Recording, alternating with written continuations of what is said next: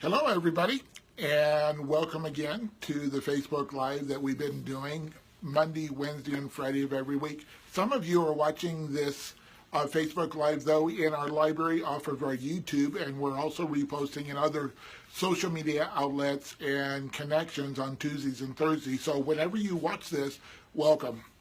Today is going to be a little bit interesting day. I was thinking about what to bring to the Facebook Live. And, you know, with everything that has been going on in the world, we've got fires in the west, we have hurricanes down south and in the east.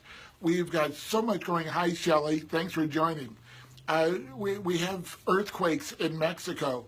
I have a number of my clients and friends that are going through major health issues. And so hey, Eric, thanks for joining. And so today I just thought, you know, why not just talk about hey, Ricky, thanks for coming on. You know, why not talk about how to deal when life hands us a curveball and throws that at us at a very high speed? Because the all by the ways and the what ifs and all those, they have a tendency to blindside us because we're not expecting them.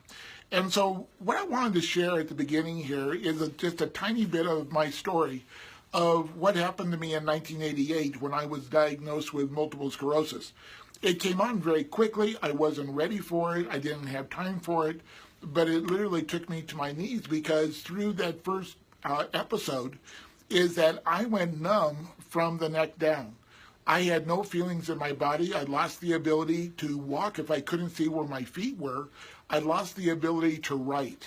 I did have my voice. I did have my mind, so it wasn't affecting that. But everything else, a lot of it just was taken away from me. And so I was thrown into this curveball that life gave me.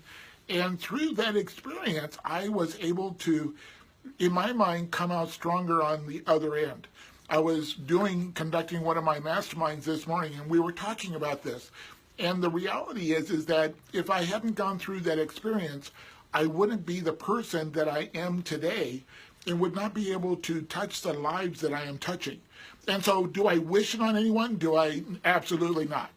But what I have found is that there is a process that we can go through where we can find some of the benefits. It's not the perfect elements, but the benefits of what it is that we experience. So there's three things that I'd like you to really think about as you go through or have others that you're helping go through processes and circumstances where life threw them a curveball. And the first one is to slow down or actually stop when you get that knee-jerk reaction. And what this does, we have a tendency when we first get the information or that ominous information that there's something coming, is that we stop breathing, we go into that panic mode, we actually stop breathing, but we speed up. And so we're not able to think. We're not able to put things into perspective of what's really happening and how to deal with it. So the first step is, it seems a little silly, and people have said, well, no, we got to get out of the way. Well, that may be, hey, Barbara, that may be a solution, but at the moment you don't really know because you're grasping at straws. And so that first step that I have learned to take is to stop, slow down, and then the second thing is to look at what the options are.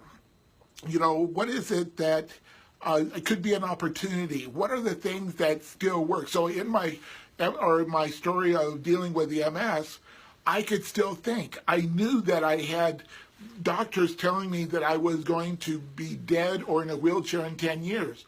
But at that moment, I said, well, what does work? What could I do? And I started writing my name, and I would take a crayon or a marker, and I would put it in my hand and take my other hand, and we'd do this.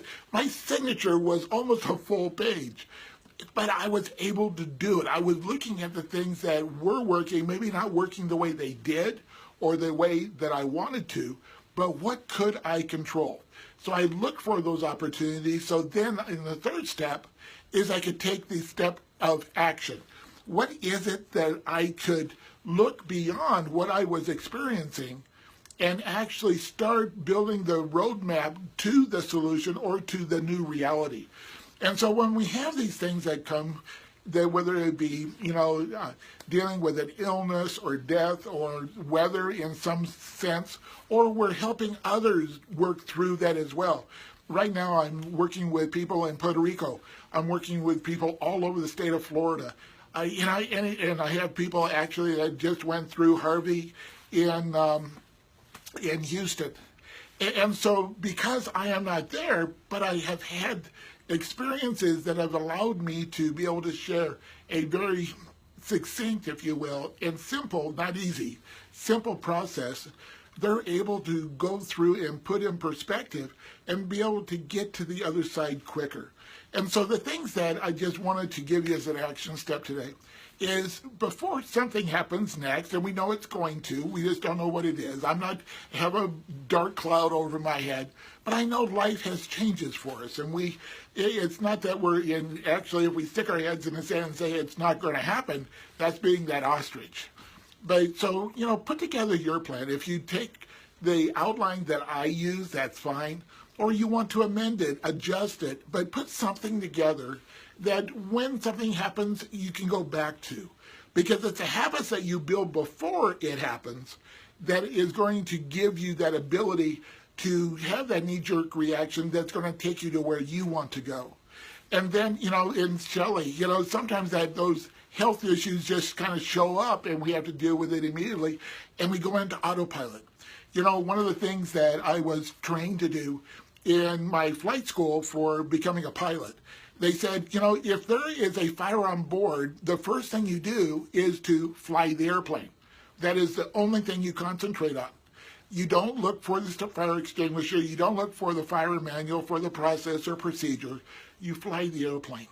And the process that I have outlined here today allows you to fly your airplane and help others to fly theirs. And the other thing I would like to suggest is for you to be able to share this kind of concept with people that you care about, that are in your sphere, so that as they have circumstances that come up, they're going to be able to handle it in a more effective way. It's not going to be nice and good, and I'm not wanting to candy coat it.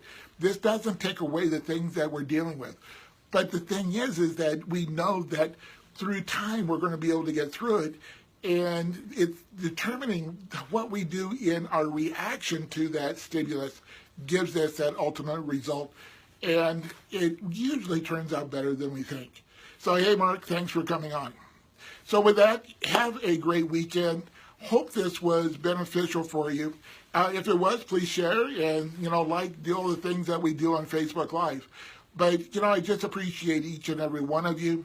If you're watching in some of the areas that are affected, please, just know that we're here for you. Let us know how we can help. And, we're in this together, guys.